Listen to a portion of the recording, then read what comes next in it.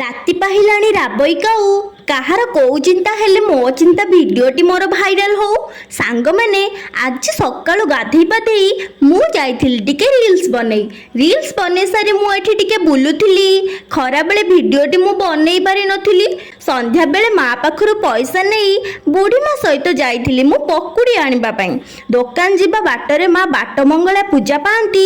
ଦେଖନ୍ତୁ ମୋ ବୁଢ଼ୀମା ଆଜି ବି କେତେ ଷ୍ଟ୍ରଙ୍ଗ ଅଛନ୍ତି। ଆଉ କିଛି ଦୂରରେ ପଡ଼ିଲା ମହାବୀର ମନ୍ଦିର। ବୁଢ଼ୀମା ସହ ଗପ କରି ପହଞ୍ଚିଥିଲି ଦୋକାନର। ସେଠି ଯାଇ ଦେଖିଲି ସେ ଛଣାଛଣି ଆରମ୍ଭ କରୁଥିଲେ। କିଛି ସମୟ ଅପେକ୍ଷା ପରେ ଗରମ ଗରମ ପକୁଡ଼ି ସହ ଆଳୁଚପ ବଢ଼େଇ ଦେଲେ। ଆଳୁଚପ ପକୁଡ଼ି ସହ କୁରୁକୁରି ପହଞ୍ଚିଥିଲି ମୁଁ ସବୁ ଘରେ ଧରି।